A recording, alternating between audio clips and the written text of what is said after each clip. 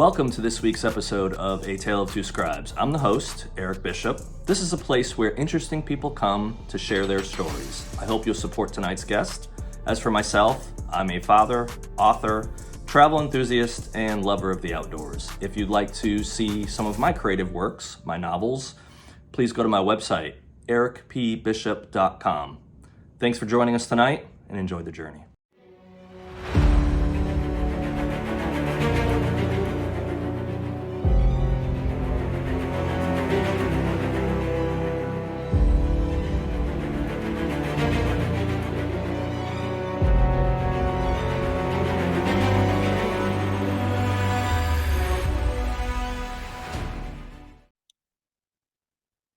Welcome to another episode of A Tale of Two Scribes. Tonight, I am pleased to have Marcus Torgerson with us. Hey, Marcus.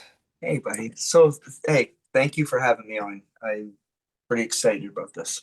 Thank you for coming on. I know you've been part of the Spear Talk Network already before, but you haven't been on A Tale of Two Scribes to talk about writing a book. So That's absolutely right. Yeah, hey, yeah. I'm pretty excited.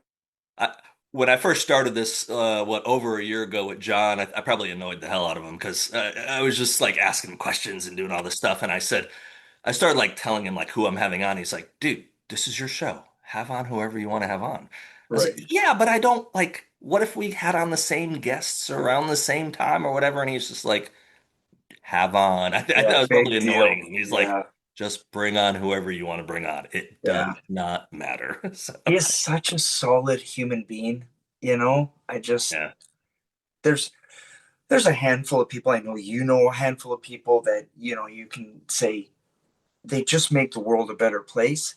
absolutely. And Johnny, man, he just makes this planet a better place. I agree. And I love him. I agree 100%. And he's one of those people, if you have in your life, or those people you meet that he's not partially in. Yeah, If you're in his sphere, he's all right. in. Yeah, And he'll take a bullet for you. I mean, we've yeah, had him and I've had that conversation. So he's like, I will die for my friends. And yeah, that's not hyperbole. It's not right. saying that. He's he was also trained how to do that years Plus, ago with the this is federal also a government. bonus, right? Yeah, yeah, He knows exactly what's required to stand in front of a dangerous object coming to yeah. someone, and he would take it for someone that wasn't the president of the United States. Yeah, which just makes him so much cooler. Yeah. No, absolutely. Yeah, we and I probably have talked about in the podcast early on. So when this podcast actually started, it was really from a conversation of him and I, probably a year before that. He was talking about trying to grow the network, trying to bring on other stuff, and he had brought on writers for sure, but he just brings on tons of different people. And Yes. so I can't remember which one of us kind of went down that path of like, well, what if we had that was writing centric? And so I remember at one point he said, well, give me a list of like names for a podcast. So I spent some time thinking about it. And I thought I was pretty clever at least. So I probably had like 10, 15. I probably still have it on my phone somewhere. All these lists of names, and one of them on there was A Tale of Two Scribes. Mm. And he was just like, that's the one. Bingo. Yeah, That's the name. yeah, So, yeah, so he was very cool with me to give me the opportunity to just, bring on creative types, bring on whether it's writers or screenwriters or songwriters, whoever's willing to come on when I say come on, and just yeah. kind of talk about the craft of telling stories. And every story starts somewhere. Yes. So where does Marcus, even besides the book, we're going to talk about the book, but before we get there, kind of where does Marcus's story start? Mm. I know that's a loaded question. It is, and as you were speaking, I was like, I don't even know how to answer this. I mean, I'm 56, right? I've probably lived 6 lifetimes, Yeah, and every one of them got me to where I am right now. right. Um, I think that most of us, if we all have, like, as you know, we all have a story to tell, Sure. right? Uh, and I think that the more that we can be honest and transparent about the beginning, usually most of us have a beginning that's not very glamorous. Right. And mine isn't. And my story is no different than anybody else's. And I think this is where we get into trouble is we compare. Hmm. my pain, my trauma, my past related to your pain, your trauma, your past. And 100%. that's disingenuous because what I've gone through is what I've gone through. Right. Right? There's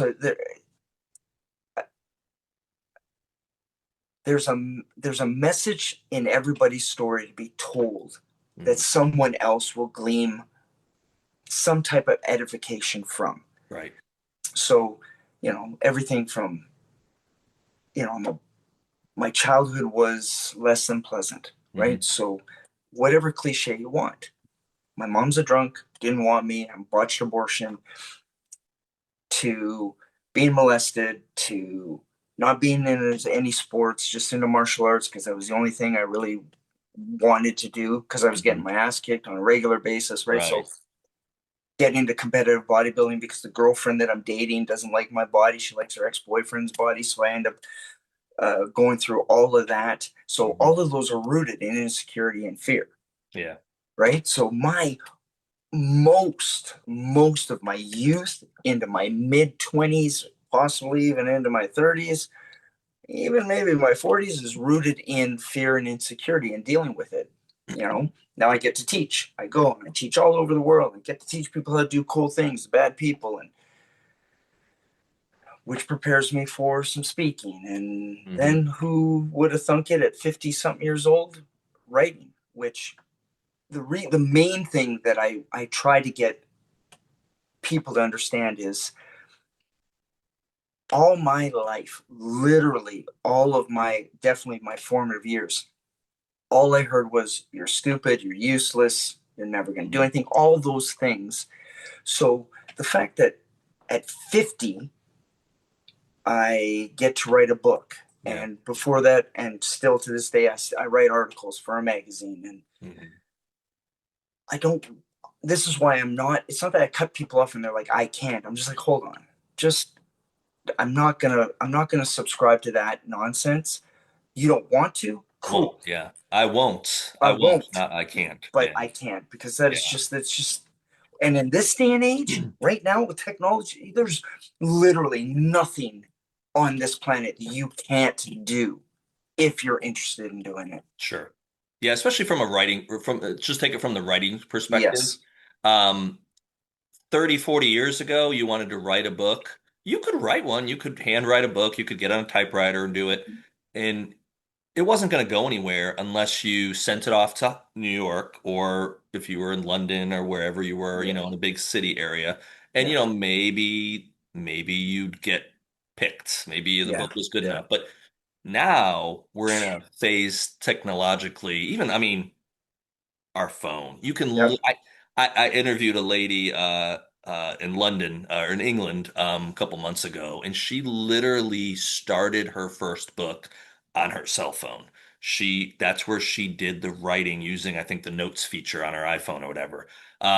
Thousands and thousands and thousands of words. So just backing up what you said, it's not a message of I can't Yeah. write a book. Right. Yeah. Um, you won't write a book, but Yeah. it's not that Yeah. you can't. You have Yeah. now, some people I know mentally maybe don't have the ability to spell things correctly. Even that's not a viable We excuse. what is it? Was it wordy or Wordle? Grammarly, a Grammarly, bunch, yeah. a bunch of, yeah. So Yeah. literally anything. But I always tell this to authors that I interact with, and I'm like, look, they get caught up in the moment of let's start something, but oh, I need to get it right. I need to go back and fix chapter one. It's like, no, no, no. Write the darn book. Yep. Write the entire book. Yep. Type the words "the end," and it might be a flaming hot piece of doo-doo. Yep. Guess what? Then you can fix it. Then you can Yep. become a real writer and editor and try to fix all the horrible Yeah. stuff you did wrong. But if Yeah. you don't get to the end, if you don't type the word "the end," or if you Yeah. don't put those words, that's fine. If you don't have that last page and be done Yeah. with it, you can't fix it. Nope, you're You absolutely have to right. get to that stage. Yeah, you're absolutely right. And I have to say, my editor is lit, and when I say she was a blessing from God, I just want to make sure that we're clear that she was a blessing. Mhm. There was just no, I'd already done the book, and it was like when I sent it to her, she was like, okay, um, wow, because there was no structure. Yeah. I and it's funny you said the lady in the UK with her phone. So most writers will write something down or type something down. Well, Right. the entire book was done on my out of voice notes, right? So I took my note and then I would Hmm. dictate my notes. So, You dictate, yeah. you know, I speak in ways that sometimes that Apple phone is like, I don't even know if that's English. And so I would have to go back. I had to learn this hard way. Because I would go back like weeks later and I'd be like, what was I What saying? what was that? Yeah. What was this? So when I would I just like, I would type everything out or I just copy and paste the thing and then send it to her. And Right. she took that first book. She was a champ. Like if you've read when you've read it and you're like, oh wow, it's kind of some semblance of that, nothing to do with me, nothing, nothing to do. Like it's spell check. Lord, stop. Because I would write like okay, and then Mary went down the street, comma, right? Like I'm talking everything. So I put Right. like quotations, and so it would say Marcus went down the street, quotation, Quotation. and I had to go back. Oh darn, okay. So Right. I think that the technology with the ability to produce something, or sorry, create something, which is the hardest part, to create something and then to produce it and sell it and do everything. Like you're in a Yeah. perfect opportunity. If you're a creative on any level, On any level, yeah. Etsy and all these other things, like it is a beautiful time to be a creative, Sure. Absolutely.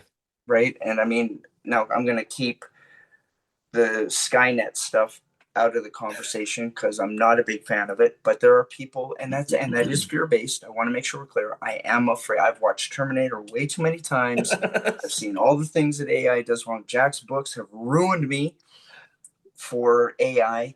Uh, but that being said, we're such creative creatures, Yeah. and when we've been born with a gift to let that out, it's it's a shame to Hmm. not just do one, man. Just one picture, one book, one whatever. Look at John with his book of poems, Poems, yeah. and now we're on the second one. Second one, yeah. Oh, and I'm just thankful that however long he kept those in, whatever it was that Hmm.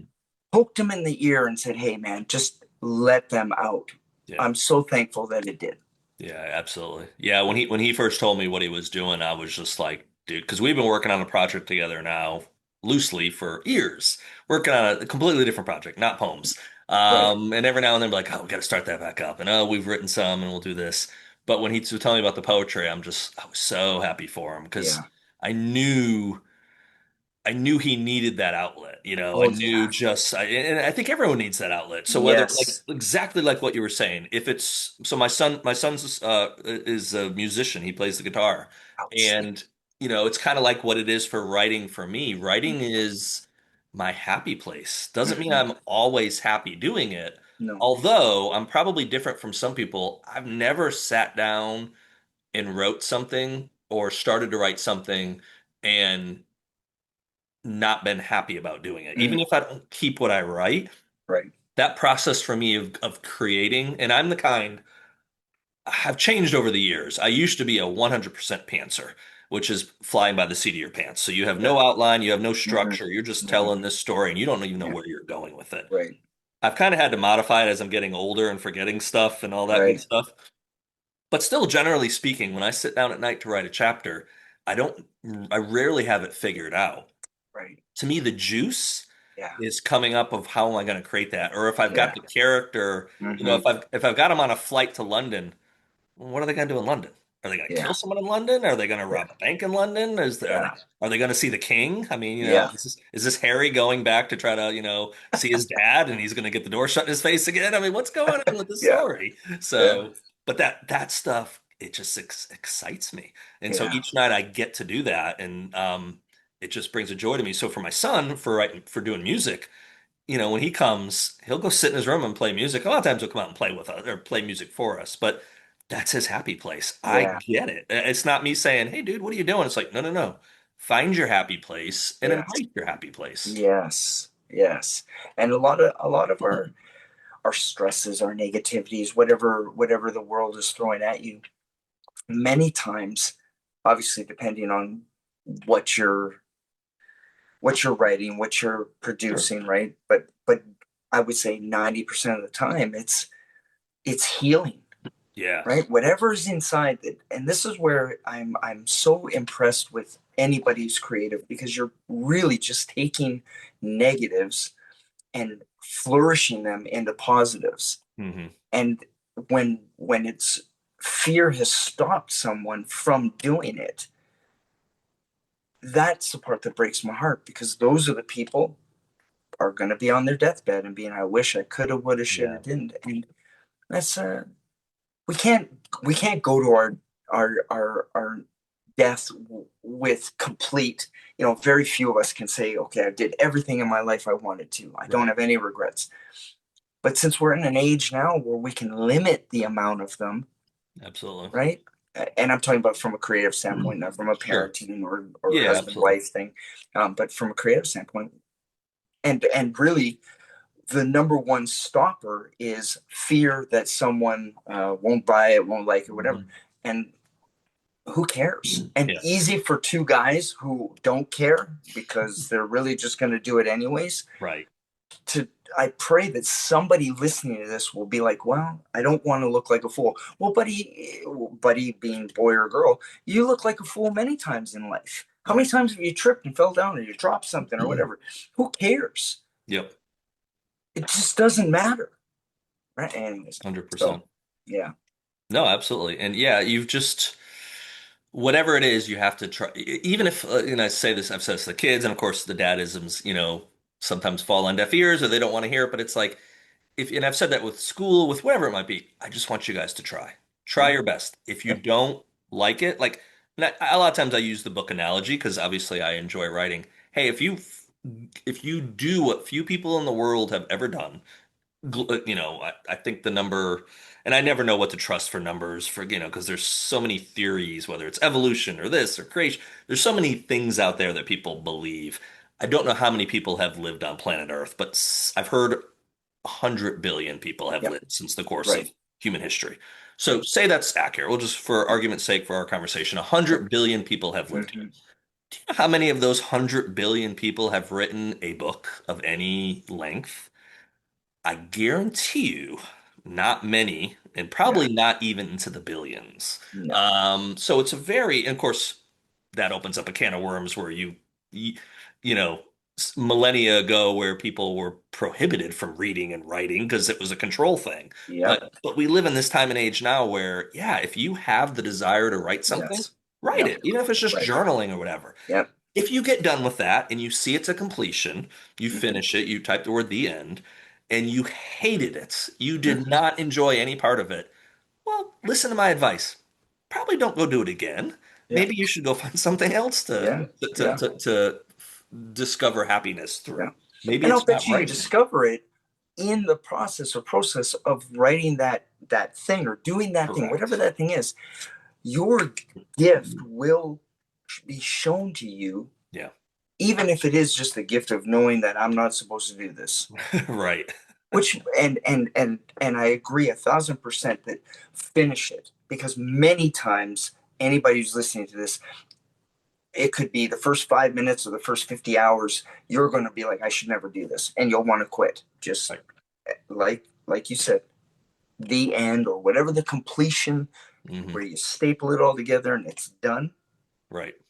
And there's also a sense of accomplishment. 100%. When I'm going to use the guitar perfect idea, because one of my sons I remember when he was picking up the guitar and he loves playing the guitar. And when you're learning a new song and you're playing with chords you haven't played with before, or it's a genre that you haven't done before, and watching them do that is amazing. You're familiar with skateboarding, right? Yes. Okay. Skateboarders have to be I think they're the most underrated athletes on planet Earth.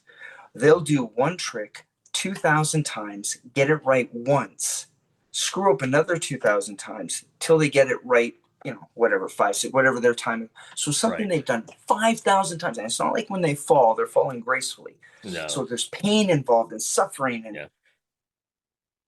if every one of us would take that, not quite that extreme, but take that approach of I'm just going to keep doing it. I'm just going to keep Hmm. doing it because that's where the love of what you're doing starts to come out of you, Sure. you know? And Absolutely. we've everybody's got a lifetime where they've grown up with enough non-love situations. Leave It to Beaver was a great TV series, Andy Griffith, all that, but they're all lies. They're all lies. They're not true. They're made Hmm. up. So if we can find something that will take the love and positive stuff inside of us and just be able to bring it out, and it may impact somebody else. Like again, Yeah. it's not just about you doing things for you. You might be doing something that impacts somebody else to continue on and do something. Yeah. No, you Yeah. can be that spark to that person, Yes. and even you doing something that you find out that you didn't want to pursue, sharing that journey with someone might be like might open that Huge. their eyes to say, Yes. I might want to try that. Yes. Maybe they'll Yeah. be the one that's successful. Maybe they're Yes. the ones that will finish a book and have that Yeah. book get an agent and a publisher Yeah. and all that, or they'll Yeah. write a song that Yes. connects. And that's where the power, and I know you believe in this as well, John believes in it, is the power of community, the power of Mm-hmm.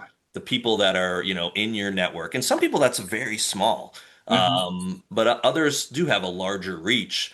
But you don't know what your words Yep. will do for someone. And that's positive and negative. Yep. Oh, but So yes. Yeah. Definitely.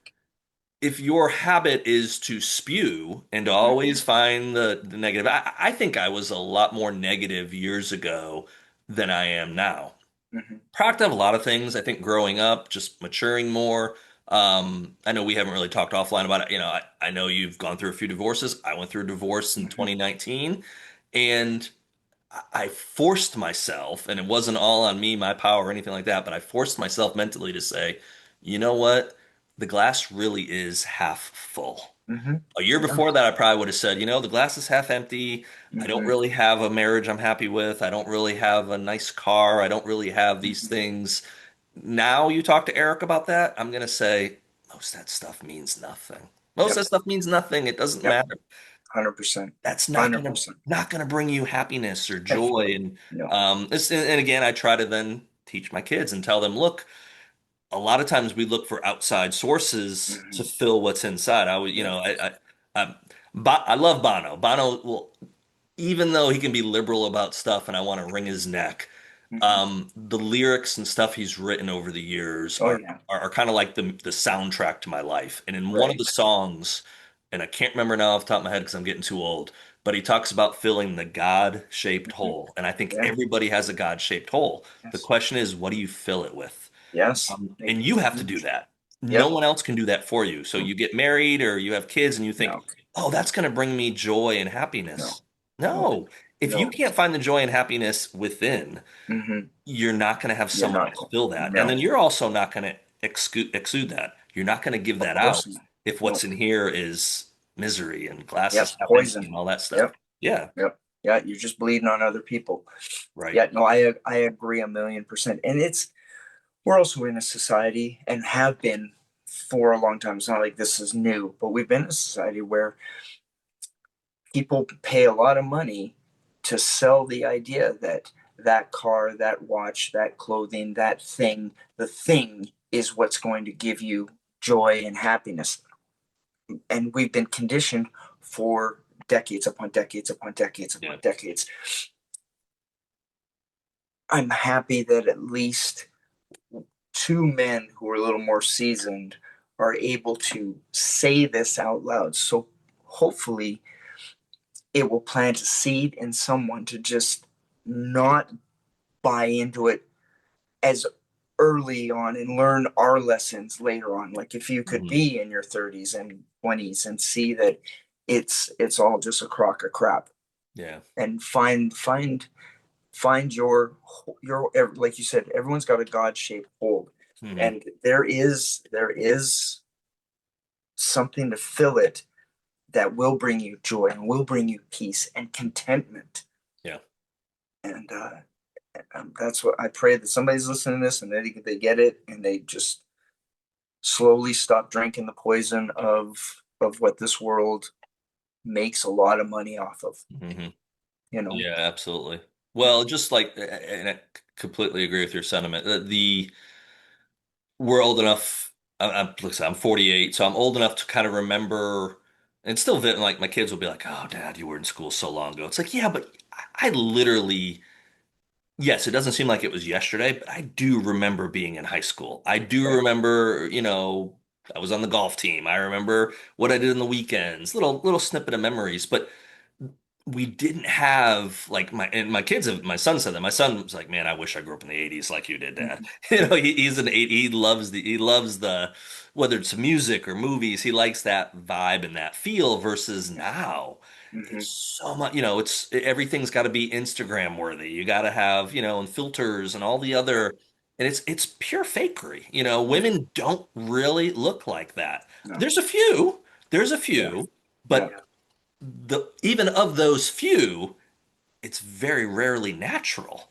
And Yeah. so, guys always have this, ideal, and it's like your ideal's not really based on reality. So, and No. if you're chasing something that's not based in reality, you think you're going to succeed and get it, or when you get it, it's going to bring any kind of happiness in your life? No. No, Which absolutely is the not. reason why you're looking at when you see people who are, pick your words wisely, Marcus, where they're living in realms, their reality is all 24/7 in a non-reality realm, Yeah, right? Fake friends, fake lovers, fake, sure. you know, um, The and I think we could say the Kardashian realm, or the yeah, yeah, Kardashian it's reality, because yeah, that's so what people have looked at for 10 years now, and it's like, yeah, folks, there's yeah, nothing about that real. Nothing. no, and yeah, I remember when Survivor first came out, Oh yeah. right? Now we would be watching it. I can remember watching it and being caught up every week in it to find out if we knew then what we know now, everything's scripted, right? Maybe not those first couple of seasons because they were still learning, but Hmm. once they figured out, like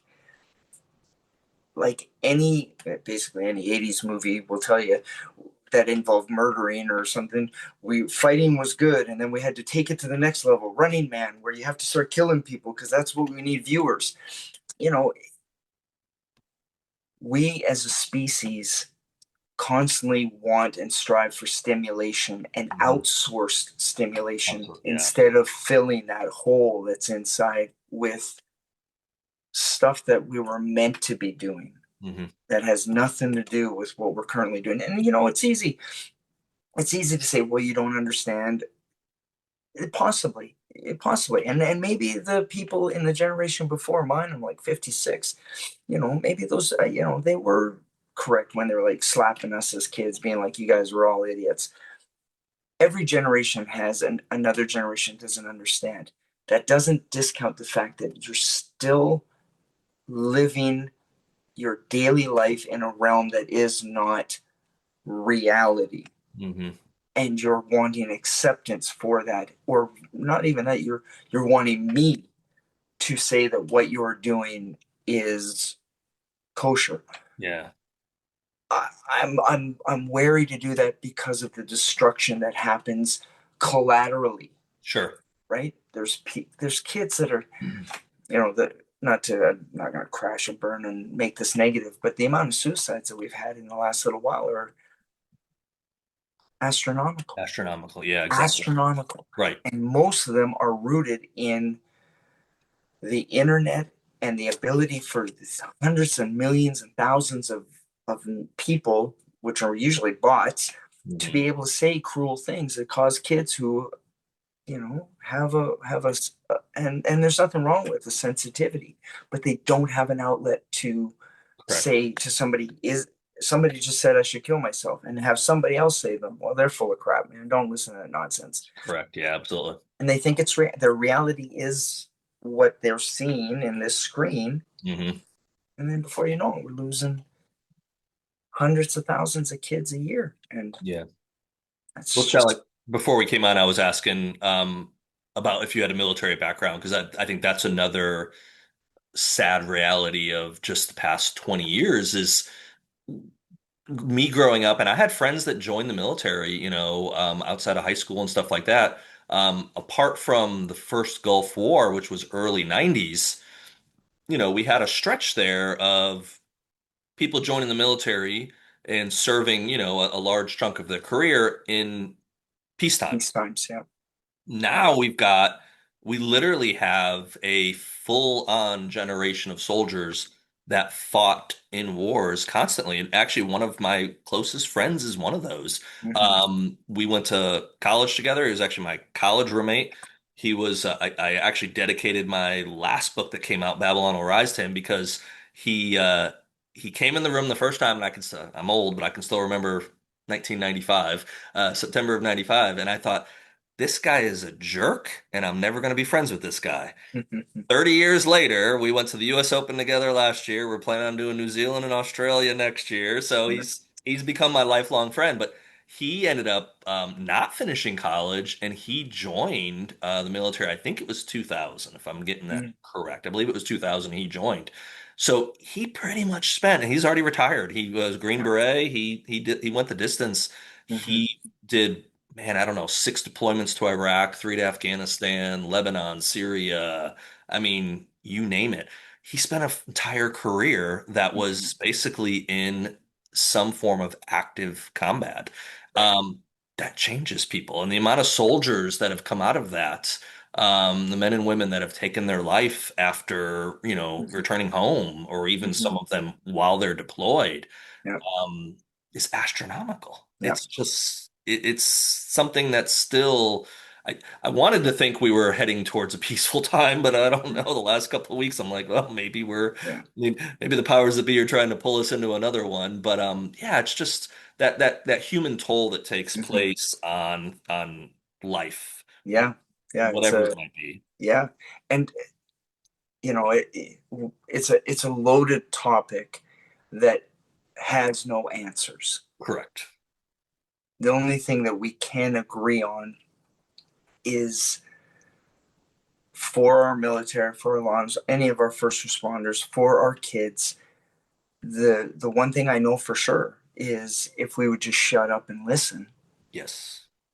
Because if there's one thing I can say confidently, the amount of negativity that's being yelled in their ears from themselves, Hmm. right? Their own internal negativity. There's no one to listen to them spew it out so that it's out so that they can hear Right. how much nonsense it is. So they're living in their head, which Hmm. is never a good place to live. No.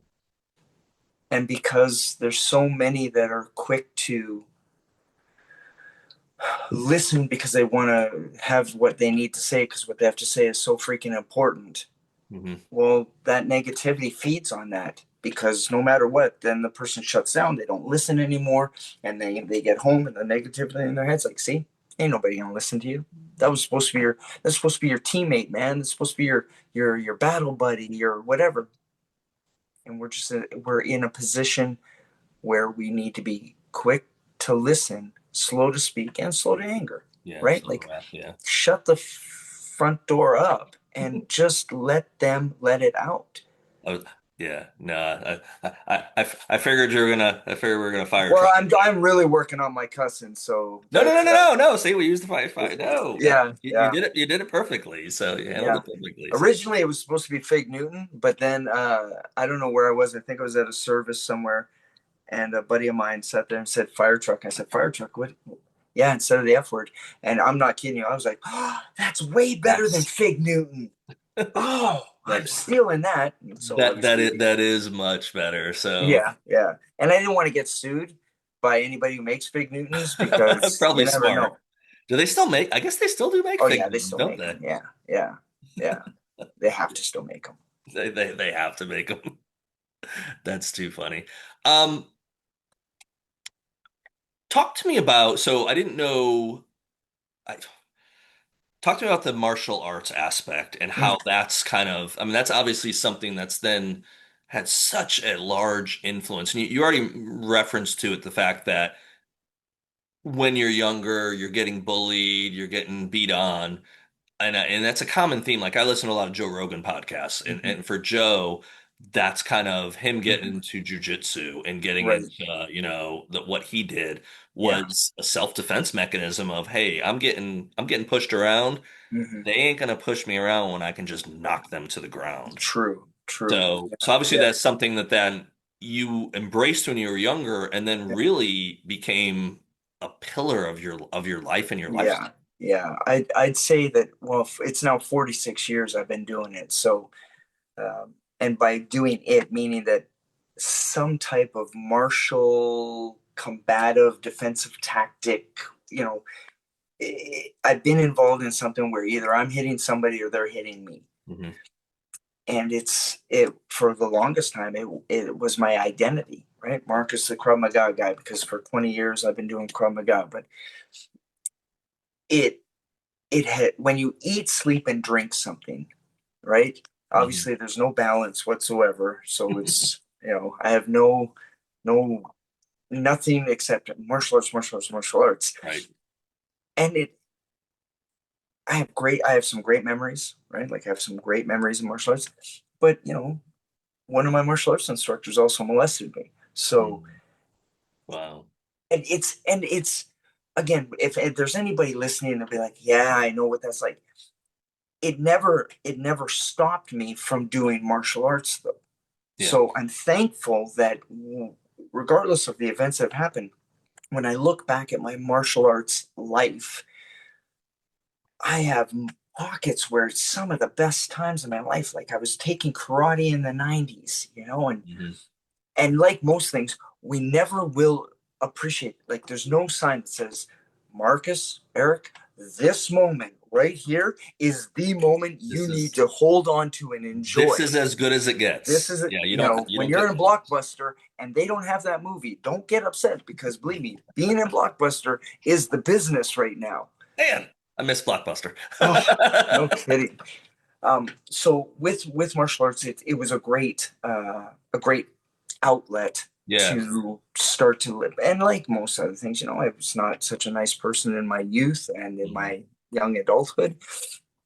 And so anything you learn, usually you end up doing something snotty with it anyways, right? Hmm. So I've been thankful that where I am now with regards to anything I teach, defensive, self personal protection wise, I'm looking at it from two ways. One, when bad guys are bad guy to you, and what it's like to be a bad guy to somebody else. Hmm. It really just comes down to violence, Yeah. and the being able to speak violence.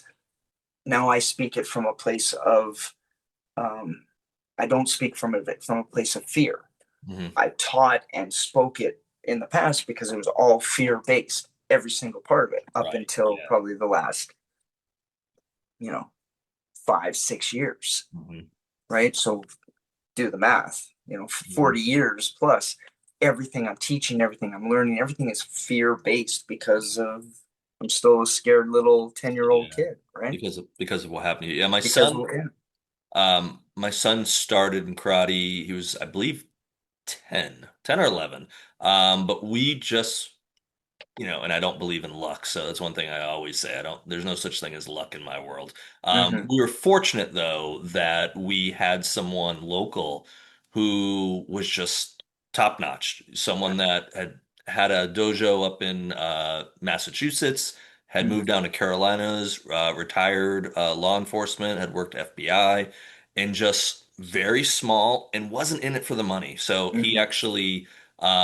He actually had trained over in Okinawa. It's Okinawan Shorin-ryu. Okay. Yeah. Yeah. Don't know, sensei's, I don't know, sixth degree black belt, like just, Right. but Yeah. it wasn't, and what he got into the students' heads early on is this isn't about violence. This isn't Hmm. about any of that. If this is for defense, you don't Right. want to use this unless you have to. And he would Right. constantly say that because I'd ask my son, what do you learn with this and all that? And, sensei would always basically say, walk away from a fight no matter what, walk away from that. If you can't, or Yeah. if there's a threat to someone and that's the only thing, well, then you're going to have the tools to be able Yeah. to deal with that threat. Right. But if you have the ability to walk away from that threat, no matter what they're saying or Yeah. implying they're going to do, Hmm. No, Yep. don't do it. Walk And away. it's Yeah. something that stuck with his students, and it's something that stuck with my son that I'm glad he didn't end up at some, and I'm not knocking other karate schools or whatever, but he didn't end up at Cobra some Kai. dojo where, yeah, well, where they're just chasing Yeah. belts. You Yeah. know, Yeah. oh, you're gonna get the yellow with the blue stripe. Now, Yeah. Yeah. you're gonna, you got a pay scale. Well, oh, you Yeah. move up to the things because Yeah. they're making money. And his sensei didn't do anything like that. It Yeah. was, Yeah. you'll earn the belt when you earn the belt. There's no Yeah. big financial reward for him for you to Yeah. earn the belt. It was just That's right. something he did because he believed in the purity of what he was teaching, Yeah. Yeah. which Yeah. I think is such a great thing for him to have that, those life lessons at a young age. Yeah. Yeah. And the earning of something, that message resonates with every single aspect of his life, right? Yes, There's not one aspect from now till he's married with children and grandchildren. That message is sound across the board. it is. You Yes. earn what you do. Nothing's handed to you for free. Enjoy the process of doing it while you're doing it. So that's right on. That's, yeah, I like that. Absolutely.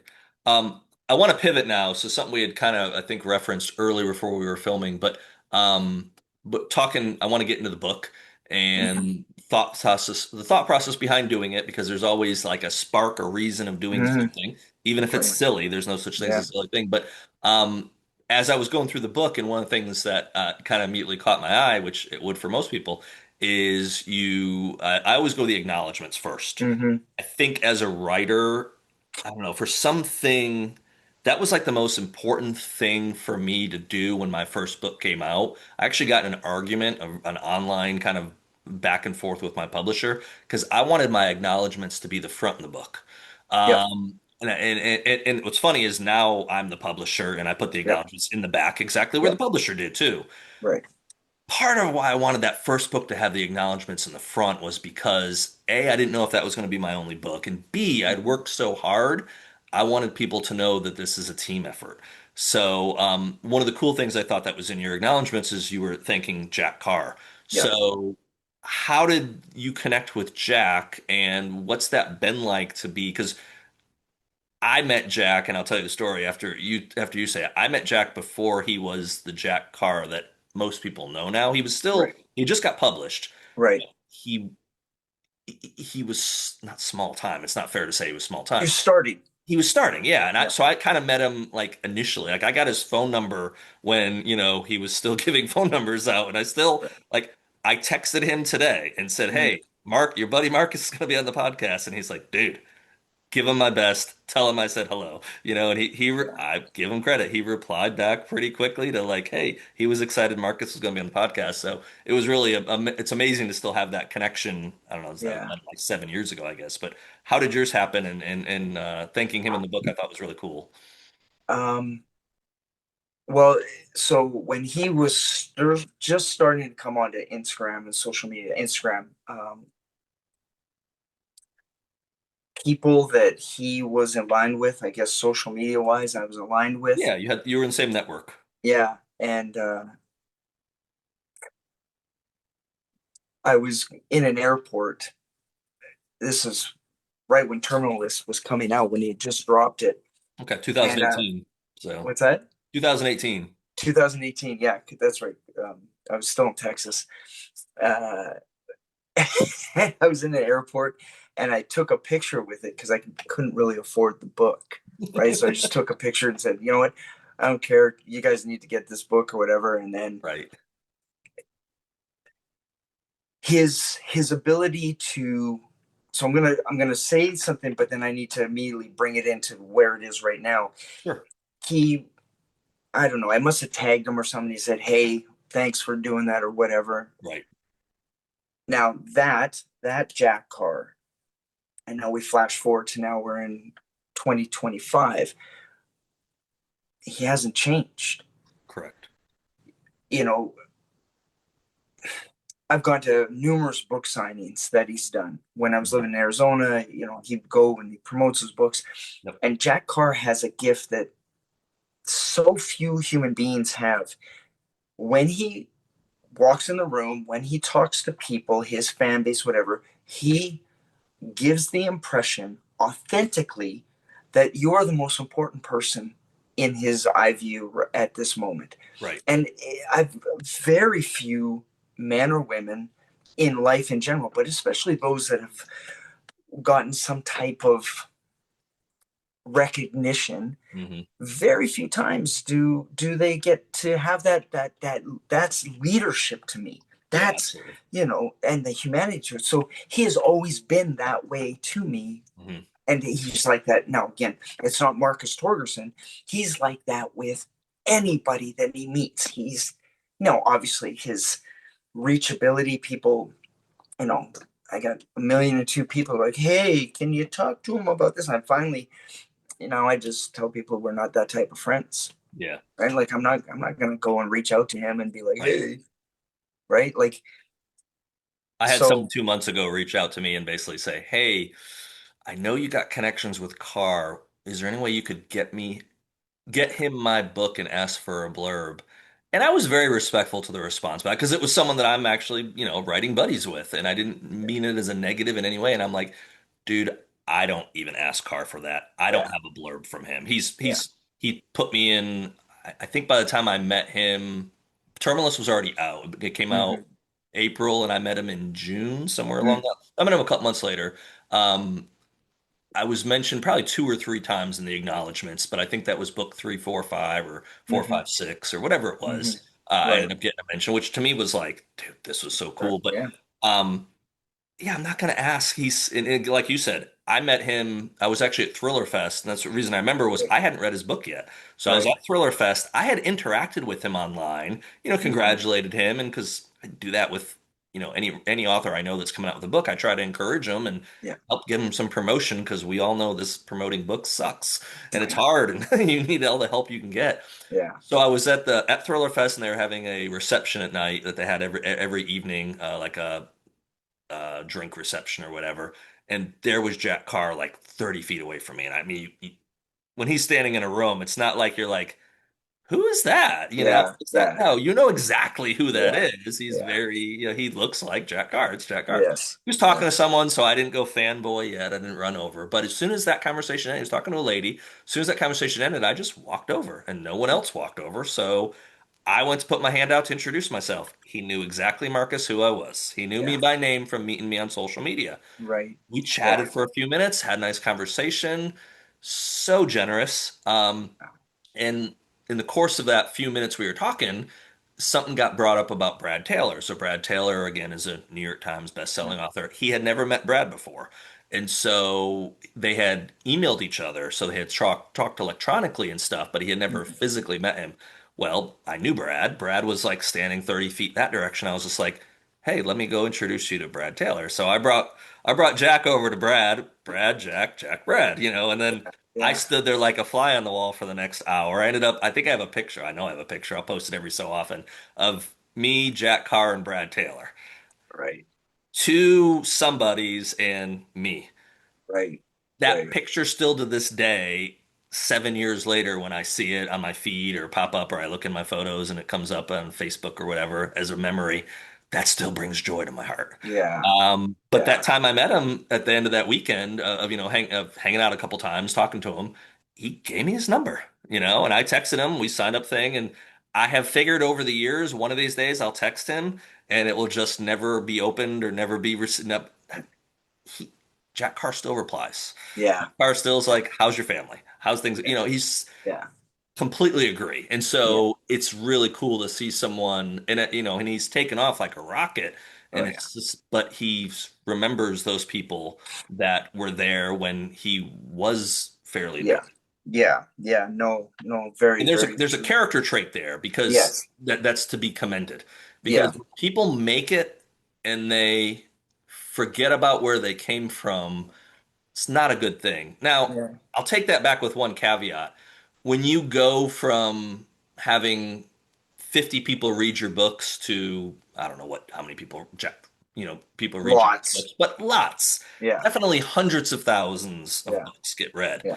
If hundreds of thousands of people messaged him or tried to Oh my message him, Lord. Yeah. he couldn't Yeah. respond to all No. those. No. I No. get that. No. And that's why it's cool to know that he still remembers those folks that had the good fortune to meet him before he became the Jack Carr Yeah. that people see now. And I think and I didn't message him, but I think the other day I saw a video. He was on set with them filming True Believer Yes. with Second Pratt and season. all Yeah. that. Yeah. So it's really cool to watch that ascent, but then also know that he's still the same Jack Yeah. Carr.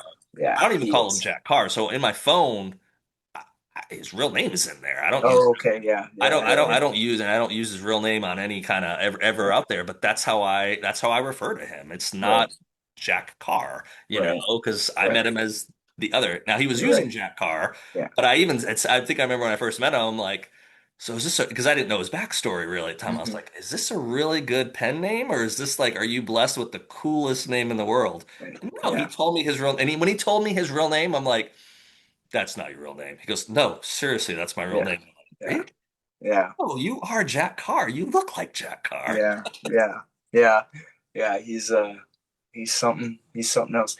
So the reason that I acknowledged him was he so after he gave me a copy of Terminal List. Hmm. Now, my mother was a voracious reader, voracious. And when I read, it was all to do with, I was in bodybuilding, so it had to do with fitness or nutrition, or I was reading, how to win friends and lose people, or whatever, the Yep. Anthony Robbins, Dress for Six, like those types of books, like just books that were to give you information, not tell a story. Right. So, here I am, a grown man, and I'm reading Terminal List, and I am losing my mind with Hmm. how great it is. And he did something that nothing had worked in the past to reignite a love for reading. Hmm. And it's been that way. And then so, that's just the way that it's been. So to not acknowledge him, because the book would not have happened. One, obviously, if I didn't find a love for reading again, Yeah, because it's real exactly. hard to write a book when you don't like reading. Correct. And then when my editor for skill set, if he hadn't given me the opportunity to write articles and make all the mistakes that I made there, like it's those things that were catalysts to what you're holding in your hand. Mhm. It's important that I've had some people say, well, did you acknowledge Jack Carr in it so that more people would buy the book? I was like, well, first of all, you have to know about the book to know that he's in that part of it. You'd have Correct. to, Right. right? Like there's a whole bunch of moving parts in there. And Yeah. secondly, no, no, it has nothing to do with that. I'm just going to shine light on somebody who altered my life Right. in a gargantuan way that I couldn't, there's no metric to Hmm. be able to quantify the impact. Yep. And it just happened to be Jack Clark, just happened to Happened be a right. good dude who's a solid human being. Yeah. Yeah. He mentions in every book he gives thanks to Brad Thor and Yeah. acknowledges and says he wouldn't be a published writer because I believe he met Brad at some type of a veteran, some type Right. of a meetup of Yeah. some sort. And he Yeah. talked to Brad, and basically Brad said, send me the book. I Yep. ain't gonna read it, but I'll send it on to my agent. I'm Yeah. not gonna say it's good or not or whatever. And if Yeah. it's good enough, then but and again, that's where it comes down to what I try to tell people is you have to put yourself out there in life Hmm. because A, you don't know who you're going to meet. Yeah. B, you don't know if that person you meet is going to be the conduit for one of your dreams being fulfilled. Yes. That's not Yes. why you're meeting people, but it can be a nice byproduct that you can Yes. meet there. Because if you know everything, but you don't know the right people, Yeah. And not everyone's probably going to know that you know no. everything because it's No. never going to come out. No. You're absolutely right. You are absolutely right there. 100%. No, absolutely. But yeah, no, I think acknowledging that, giving thanks to those that help along the journey. Again, I don't judge anyone that has very simple acknowledgments, but there's none of that happening. But I always am excited when I see like a list of who all has helped for that journey. Because I Yeah. know for me, there's a lot of people, Right. just even 5 books published into Hmm. this journey. It's not just me. It's not just No. me. I do a lot of the stuff, yes, but I have people in my life that are encouraging me. I have a cover designer who does a great Mhm. job with covers. I have an Right. editor who does a wonderful job. Those pieces are extremely important in the puzzle that Oh yeah. becomes fill in the blank for whatever book it is. Yeah. Yeah. Yeah. Yeah. No. Yeah. And there are people that want to wear all the hats, and God bless them. That's Yeah, fantastic. However, the fact that you have a team of people, whatever that team is, whatever it that is. enriches the experience. And I do believe that it spills into what you've created, Yeah, because now it isn't just me, me, me, me, me, me, me. It's us it's as us. a Yes. collective, and it gives great stories, right? Mhm. Like the cover. You've seen the cover. Well, that cover Mhm. has its own little story. Yeah. The little bits in there that my editor added to it, Hmm. right? Like that book does not happen without people who have taken Right. time to believe in whatever it is you're creating. Now, if you're in a position where you are lone wolf, right? There's no one else. You have to do everything on your own. I'll bet you if you just took a second and step back for a second, the person at the photocopy place that's helping make sure that your photocopies are going, or the person who's over in the coffee shop asking you what you're doing, you get to sit there and say what you're doing. These are all factors that add to the growth of your whatever you're creating. Absolutely. Obviously, it's hard to remember all that when you're laser focused, right? Like I get it. However, zoom out for a split second, get out of your own shoes for a second, and look at all the people who are supporting you. Yeah. It's in our DNA to think about the people who aren't doing something, Mhm. right? That person isn't supporting me. My friend isn't doing this. It's very simple, and I'm guilty of it myself. Right. However, if we can just reframe it to who is helping, Hmm. because there's going to be one, and if whoever that one person is, that person needs to have light shined on them and being like, listen, I need to let you know that I appreciate you. And it's going to probably be met with, I didn't do anything, Hmm. because what's not important to someone else is massively important to me, Sure. right? Or vice versa. Agree 100%. And you don't know, though, by shining that light, by giving them thanks for even something small, back to what we were talking about before, with just, the epidemic of death that's Mm-hmm, occurred in the mm-hmm, last 20 years, say, with suicides and stuff. mm-hmm, It You can be that light to someone.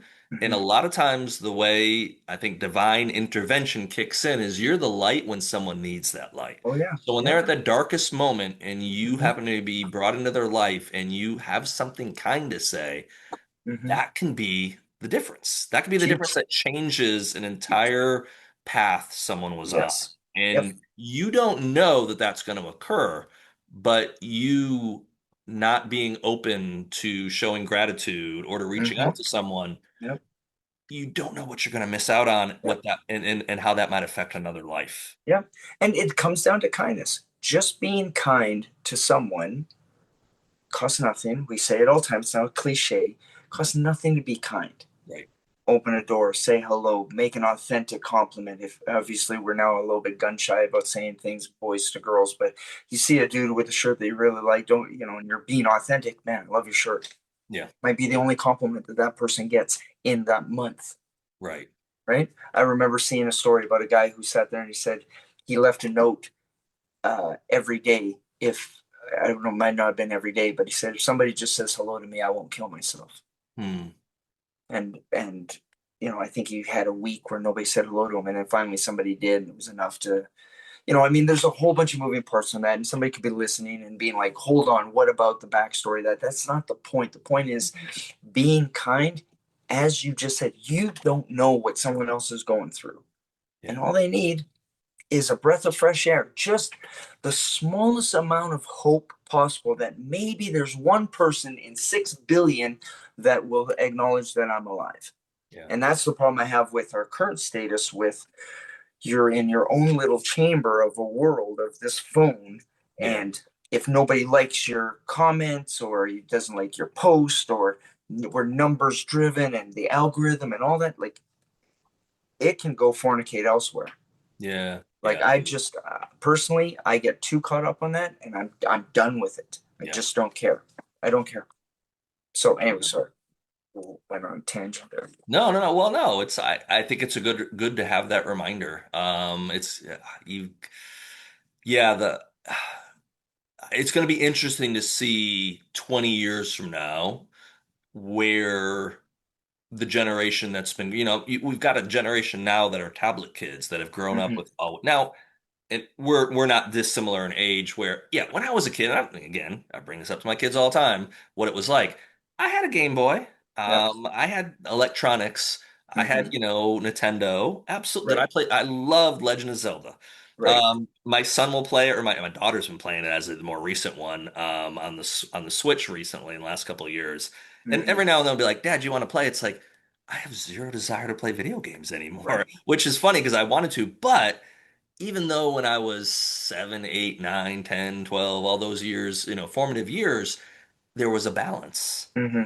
and Yeah. again, it's cliche-ish, but literally Saturday mornings, Yeah. It's we cartoon time, left man. the house, got Yeah. on our bikes. Oh yeah. Yeah. Yeah. I Yeah. had a Diamondback bicycle that I Oh, adored. I nice. delivered my newspapers with it. I had a paper out from 10 to 16. I would Right. give my kids grief for that, be like, yo, I've been working since I was 10, up at Yeah. 6 in the morning. And they go, shut up, Dad. And they don't Yeah. say shut up, they thinking shut up. Yeah. But no, I got on my Diamondback freestyle and Yeah. we were gone. Yeah. Come home at dark, come home with Yep. dinner, and Yep. there was no, they didn't know where we went. They didn't Yeah. know what we were No. doing versus now, Life Yeah. 365, baby. I know my Yeah. kid's driving 38 miles an hour on a road that's 35 and he's texting. Yeah. Hey, Yeah. you're Yeah. getting Yeah. date. That's right. Yeah. No, that's and wow. There's this is the state of where we're at right now, and I think Right. that the only not the only a healthy way to attack such a big overwhelming scenario is showing grace to kids of this generation. Sure. And it's very easy to say kids are saying stupid things, completely ignorant of the fact that everything that came out of our mouth was stupid. Pretty stupid. It's everything is generational and is going to be stupid. Right. So why don't we just try our best to show some grace? And the one thing that these kids have that we didn't have back then was they need transparency. They can smell a fake Yeah. quicker than anybody because they're so accustomed to how much fakeness is around it. They know what's authentic. So if you can authentically be like, look, I have no idea what you just said. I have no idea what you're going through. I have no Mhm. idea about anything. The only thing I do know is I'm just happy that I get to spend a few minutes with you. Yeah. And understanding that they're uncomfortable with signs of affection. Shoot, I got men my own age that have a hard time with me hugging them, you Hmm. know? So that doesn't mean that I don't need to make the effort. Now, Yeah. obviously, hugging a stranger that you end up in jail. However, Probably not advisable, but right. But a kind word yeah. is probably the only kind word they're going to hear. And whether they believe it or not is not your business. Right. If you're in your heart, your intent is kindness with no maliciousness, no nothing attached to it, that might be the one that holds on and Hmm. gets them through the rest of their day, week, or month. Yeah. Well, you're responsible for what you do, what comes out of your mouth, not how someone receives it. Yep. Yep. So just, like again, preaching to the choir, be the best version of Yeah. yourself. Yeah. Be authentic. Be the best Yeah. version, be authentic.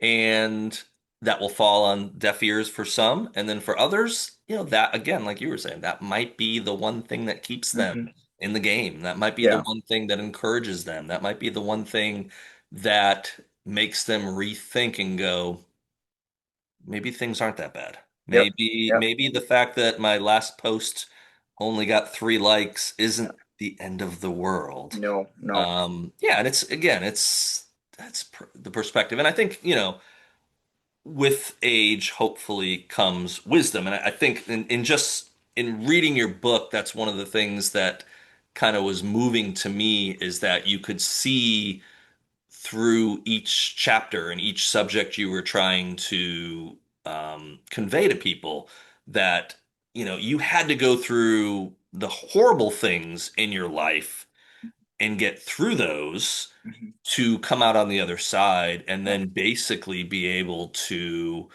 write something that can encourage people, that Mhm. can hopefully, man, if you change one life in this world, you've done a Yeah. big thing. That's a Yep. big thing to change one. You don't have to go change a billion lives or 100,000 lives Mm-mm. or Mm-mm. sell a million books or whatever. Mm-mm. No. One act of kindness, one Mhm. life-altering word can Mhm. have ramifications, and you probably never know what those ramifications No. are, and No. that's okay. And yeah, yeah, yeah, you're absolutely right. Yeah, yeah, yeah. I don't have much of a retort on that because I agree 1,000%.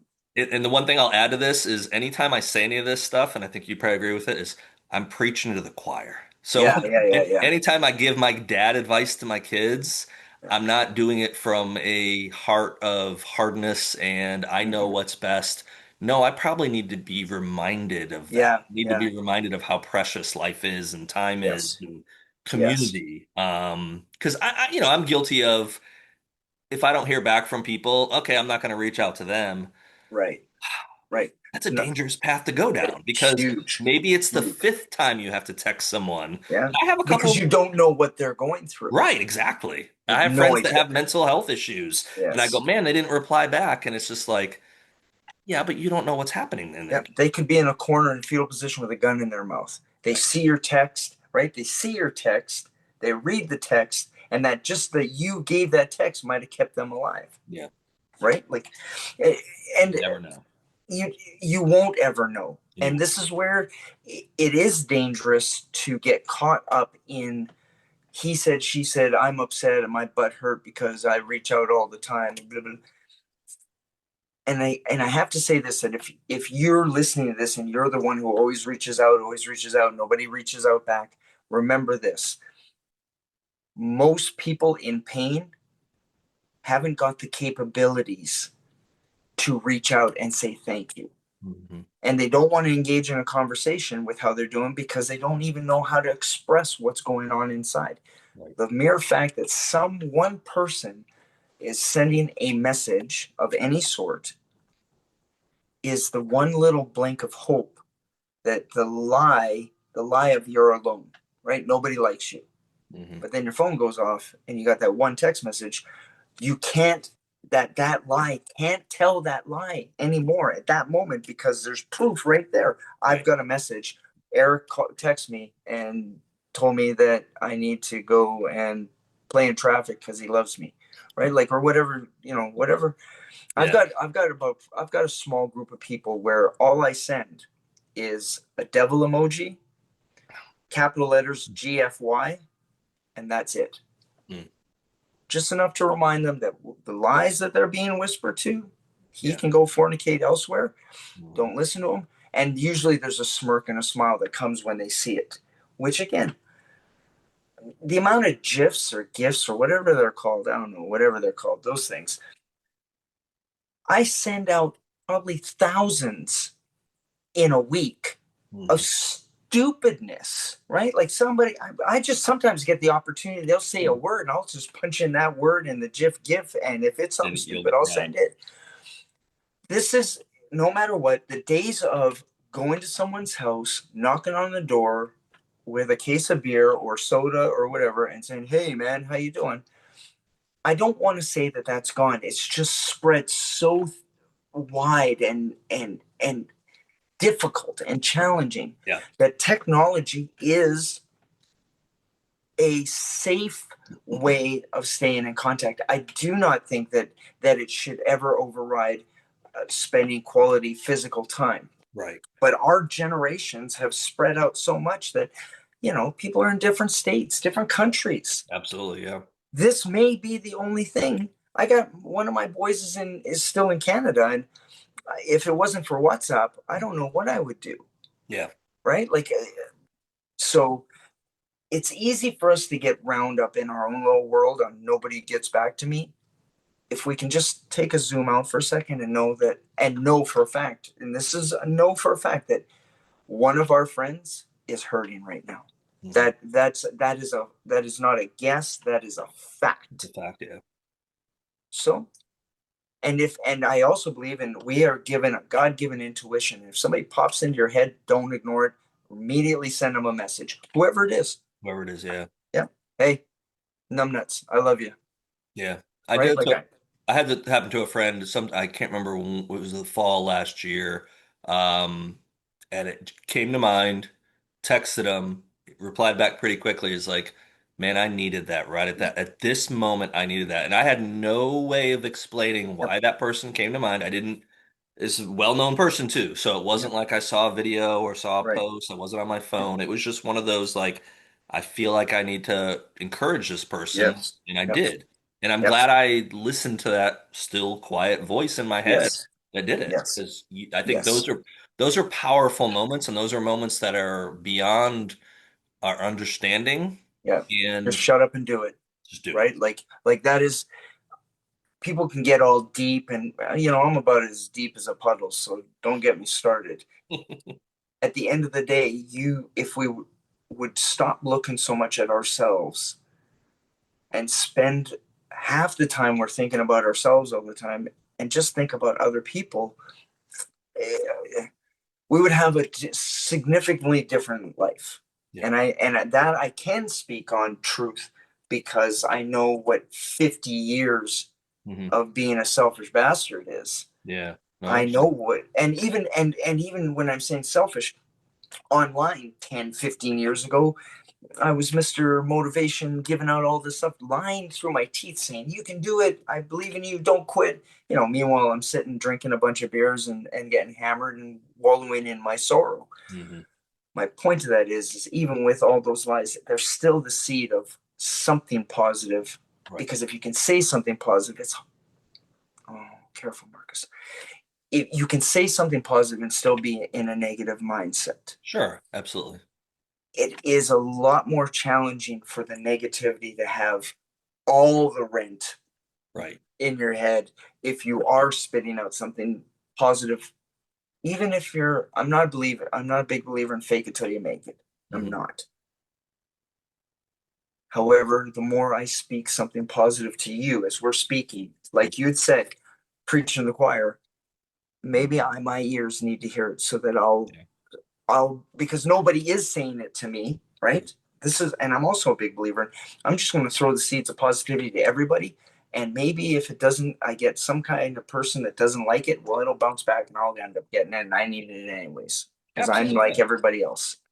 100%. Yeah. Yeah. No. Yeah. It's just the words are power. Words are power. Yes, they really are.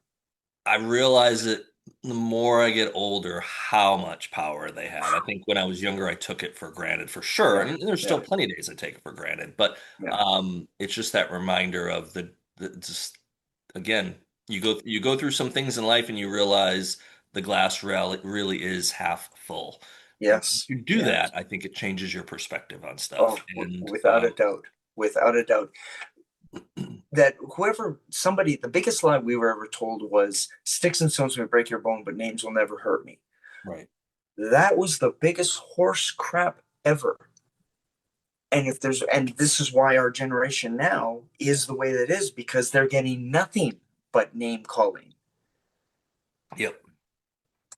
And it's real easy to sit there and say, grow a pair, get some thick skin. Easy, Macho Man Savage. There's not not every person, every human being came out of their mother with alligator skin and was Right. tough as nails, and you know, it just doesn't happen that way. I was just going to be negative and say, how many of those people are saying, grow tough skin and blah blah blah that live in their, parents' basement, Yeah, just yeah. Well, they're not significant preaching, amount. they're not preaching what they're actually saying, No, no, probably. So, that's true. You're not wrong there. was there something that the whole book though? I mean, it's hard to I know just say one thing, but there's so much in there. You've got so much truth in the book. Was there something that when you finished it? surprised you? Like something, maybe a lot of things surprised you, but anything in Well, particular that kind of stood out amongst the things of like, man, I didn't realize either that was going to come out or that was going to move me in a way that it really did. well, and I've spoken on this a couple of times. The biggest revelation that happened in the process of this book ended up being forgiveness that I ended up having for my mom. Hmm. My mom passed away 20 years ago, Okay. but in this, like from starting the book to the editing and then all of it, getting it till it was actually done and for sale, like that whole time, all these thoughts that I never thought of, Never. Yeah. right? So, and I'm going to give you just a small example, and Yeah.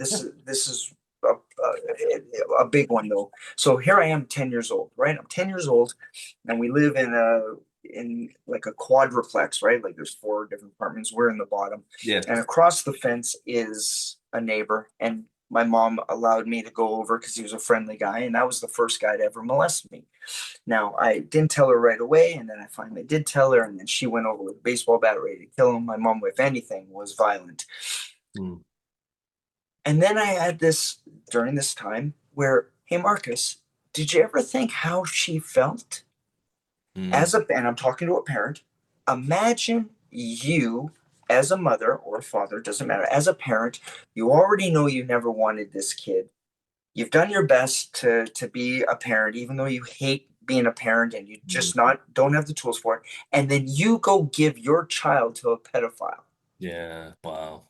And then like the guilt and shame that she must have felt. Hmm. And she's an alcoholic. So how does just more negative stuff going on in her head? Yeah. Of course she's going to be much more violent because she doesn't have the tools to understand Yeah.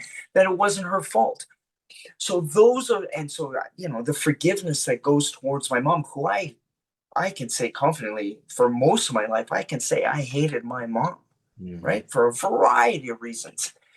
But to have that insight so that I could have that type of forgiveness, which completely changes the dynamics and how I look at myself and how I look at others and how I look at my, Sure. like, there's so much growth that ends up happening that would not have happened had I not written this book. I can say that confidently, Yeah. right? Like this book should never. Every book I've written so far, every one of them has come from while I've been in the shower. The titles have come in the shower. I would have I'd be having showers, something to come. I grab towel off my hand, and then I would you there? Yeah, Sorry, I'm bro. here. Um, and then I would go and do a voice note real quick Yeah, so I I could was gonna record. say, yeah. You know, so and I think that if there is somebody on here who wishes to create something, and because they're gonna, this as well, probably better than most, there's a lot of vulnerability that ends up because you are literally taking whatever it is that and then you're putting it in the hands of the world, and the world is not a nice place. World doesn't always like you, so No. yeah. So the courage that it takes to one create something, two, the perseverance to finish it and then to put Hmm. it out into the world. If there's nothing else that you'll get from this conversation, I hope it's I have I have to believe that there's always going to be something really good that happens Hmm. from that creation. There's Sure. always a ripple tsunami effect of stuff that you end up learning about yourself and or others. Yep. And that's scary to some. Hmm. However, if you've spent your most of your life pushing things away, Hmm. they're going to manifest anyways. They usually do. They come out in anger, they Yeah. come out in frustrations. So if you can create something that will help let that come out and be gone with Mhm. forever, I think that's you can't ask for a better situation. Yeah. Well, I think you touched on it with everything that happened with your mom. It's cathartic to be There, able yeah. to tell this story, and then for you, even though you can't go to her Hmm. physically Yeah. anymore, Yeah. For you to be able to find, because the change that happens within you, forgiveness is one of the most powerful things in the arsenal of life, Mm-hmm. Yep. because there's plenty of people that are never going to ask for forgiveness, Yep. and that's fine. Yep. Again, that's external. Nothing you can Yep. do about an external force like that. Nope.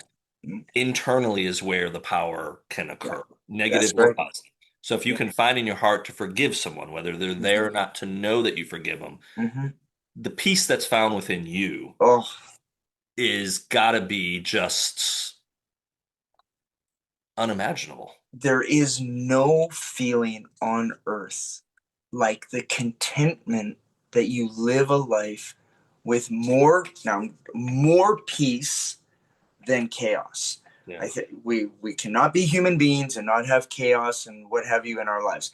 But when the ratio is, in the past, chaos, peace, and I Hmm. wouldn't even say peace, we're going to use happiness or whatever word Right. that's fleeting.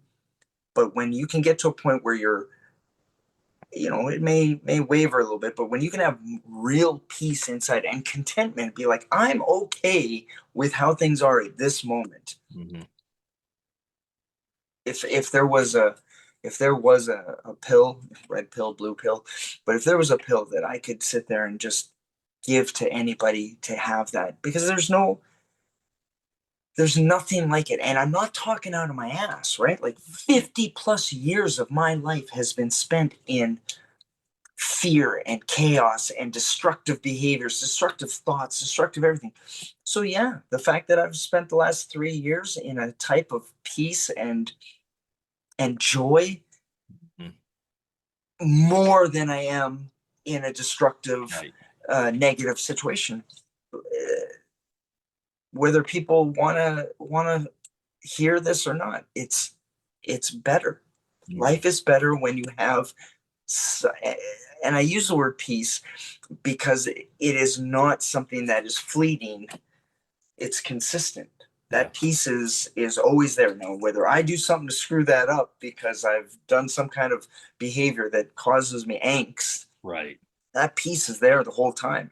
Mm. It's up to me to sit there and just allow it to grow and to manifest into to a healthy growth, right? Like I Yep. don't want to say a healthy cancer. I don't know if that's the right way to say it, but something that will spread throughout my entire body, head to toe. Yeah. Yeah. Absolutely. No, it's a beautiful thing. And the other thing that I think needs to be pointed out is, and you've mentioned a couple times with going through so much turmoil, so much chaos, is that doesn't have to be your whole existence. So No. you can reach a spot where you're like, that's it. I'm Yep. I am going to do something or Mm-hmm. allow something inside me that will Mm-hmm. change my existence. Yep. That can happen at 50. That can happen Oh, at 60. huge. There's Yep. no Yep. there's no time limit on that, No. except everyone does have an expiration. So Yep. get to that spot before that Before your expert. expiration takes Yeah. place, Yeah. which you don't know Yeah. when it's going to be. No. That's No. the I think the blessing in life, and also in a way, my nephew. So it was my son had a music thing last week, and my son was playing, and my nephew was sitting with me, and so he'll just throw in what ifs sometimes and all that. He goes, "Would you want to know Mm, the day you were gonna die?" And I mean, I didn't even have to like hear him yeah. finish the Yeah. words, and I said, Yeah. Nope. "Absolutely not." And he's like, Nope. "Well, why not?" I was like, "Because the dread and Mm, the anticipation that would mm, be in you every day, you could look mm-hmm. at life and say, 'Cool, I have 18,000 more days to live.' Yeah. Or I have, Yeah. but what if you have two? Yeah. You have 2 days to live. You're probably not going to be able to do a lot of the things you want to do. So That's right. I'd Yeah. rather live each day like it's a gift, Yes. not Because it be is. it is absolutely a gift. Yeah. Not be anticipating when that gift is going to expire, Fire. not Yep. be able to be received anymore. It's like, Yep. no, I don't want to know. Mm-hmm. Hopefully it happens quickly. In Yeah. the middle of the Yeah. night would be great, but you know Yeah. what? You don't control that. And Nope. that's where you have to let go and be like, you know what? I Yeah. don't want to know, and I Yeah. want to spend whatever time I have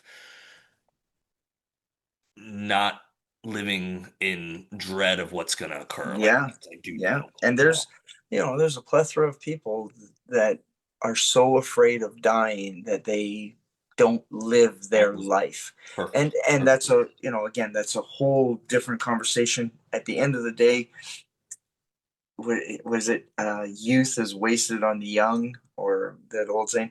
Yeah. You know, it's easy for two old guys to be like, "Oh, you young whippersnappers, if I had what you had." No, I don't. No, we've lived our life. It is over. That part is over. Some good memories, some not so good memories. Hmm. It's this moment now Yeah. where I get the benefit of being able to sit and talk with my friend Eric and Yeah. joke about Atari or Yeah, Nintendo, absolutely. and also then have the experience that we're having now. Right. And the question that everybody, again, the only question I ask every single day is, am I am I enriching someone in a conversation, or am I poisoning someone? Now, Sure. those two words are words that just came out of me. I've never said them before in my life because they're not words that I use, but am I adding to this person's life, or am I taking away from it? Yeah. And if I can add one seed of anything positive, then I'm doing good, right? I just want to love more than I hate. Hmm. And I'm so accustomed to living a life of hating more than I love. Right. It's not much of a challenge for me to just, when I'm confused, I just do the opposite of what Yes. I've done, Right. right? And now I can't expect anybody else to have that experience unless you've lived a life that you know when you're a jerk, Hmm. and you don't know if you're being a good person, but you know when you're a jerk. So if you just do things that where you're not a jerk, chances are you're pretty good to know that you're doing half decent if you're just not being the jerk version of you. Yeah. Yeah. I had Yeah. someone ask me a while ago, I'm trying to think how they exactly worded it, but the essence of what they asked is what would you want to be on your headstone? And Mm, my first initial thought on it, I've rethought it over the years. I have a question for you along that lines in a second here, but mm. my first thought on it, and I won't say the word because it's not a nice word, but he wasn't we'll just say a butthole. Okay. I Yeah. Yeah. don't Yeah. want people to remember that, man, that guy was such a jerk. Man, he was such a Yeah. jerk. I'm so glad he's Yeah. gone. The world's a Yeah. better place. It's like, yeah, no, I'd much rather people look at that and go, you know what? He brought some joy. He he Yes. he he, Yeah. he did something. Um, he did something that made a difference. But even that's not as important. Your life, your time on this life is so short, so Yeah. short. It's So like sure. you're going to be remembered for something, and that's Yeah. plenty of people are remembered for their worst day. Well, yeah. Yeah. Have enough good days that people might remember Yeah. those good days, and Well, that's and remember, everybody's a villain in somebody's story, absolutely, right? So absolutely. uh, when if I knew Eric at 20 versus me now, and in their age now, I Right. mean, I'm going to say this, and this is something that people need to ponder. If you've known somebody for, let's say, 20 years, Hmm. and you at 20 years ago did a bonehead thing, and they come up to you and they're treating you the exact same way as the last time they saw you. Now, that's understandable. Now, if after 5 minutes or 10 minutes they choose not to accept you for how you are now, You are now, yeah. then see you later, right? Like, I have way, way too many people who will always remember me as Marcus, the doorman, the drunk, Right, whatever right. those, but I'm not that guy anymore. You wanna get to know me as I am now? Great. I'd Hmm. love that opportunity. You want Yep. to still keep me as that old version of me? Have at it, man. Go to it. There's lots of stories. Dig There's in. lots. I think your book probably is the answer to this question, and it's hard Okay. to say. It's hard. This is how first time I interview someone, I always ask them the same question. So Okay. bear with me. But Yeah. obviously, you're a writer. I'm holding your book in my hand.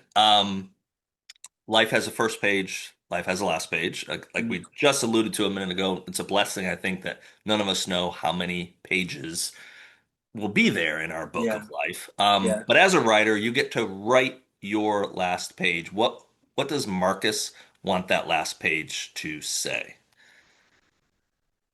There's no wrong answer in this Yeah, question. no, no, no, no. Yeah, it's a good question. It's a very good question.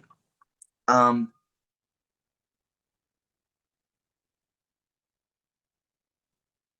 I love my kids,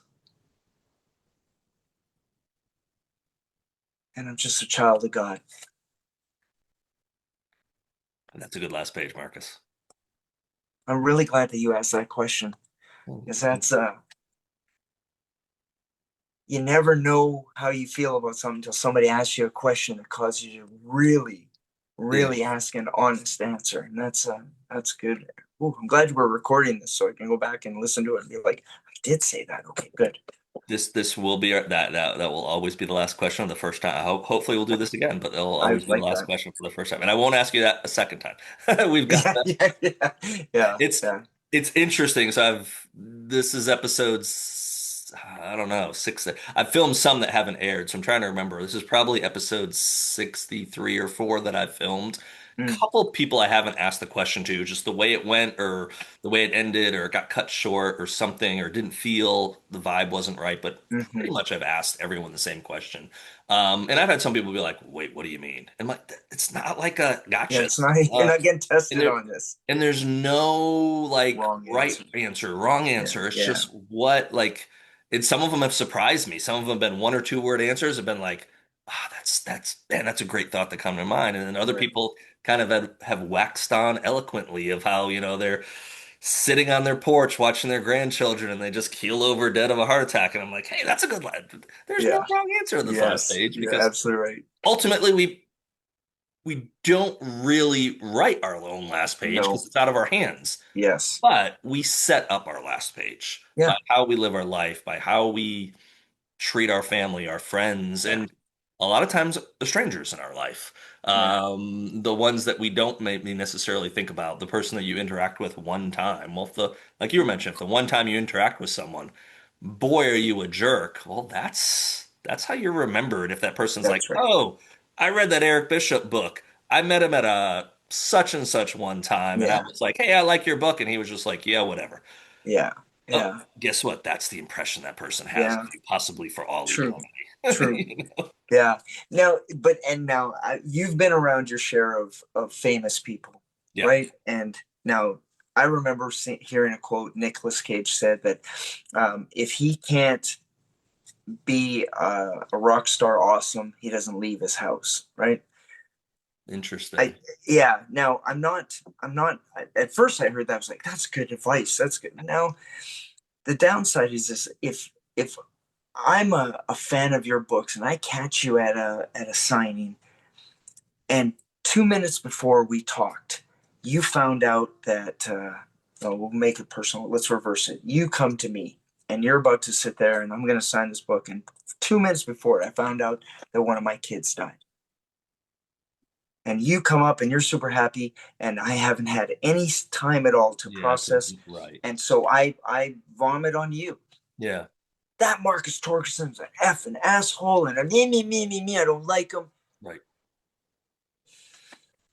Well, you're gonna have to show me some grace, Yeah, no, absolutely. right? And so, and I just whenever I hear about famous people who are jerks to somebody, my first thought that comes to my head right now is, what was going on with them 30 seconds before you shoved your pen or your camera in front of them or whatever? Right. Like, we never know who's having their bad day or bad moment at that time. And if our paths cross and I happen to have vomit on me from that person, my first thought needs to be for Marcus Torgerson. I bet you they're going through a type of hell right now and I need to show them grace on the fact that, yeah, maybe I didn't have a positive interaction with them. Well, you know Yeah, what, Marcus? Get out of your own head, because you know what? You don't know what that guy, that girl, that kid's going through. yeah. No, I You completely know? agree. And that takes wisdom, and that takes time to come to that kind of conclusion, because we hero worship a whole bunch of people, put them on pedestals as Yep. the best.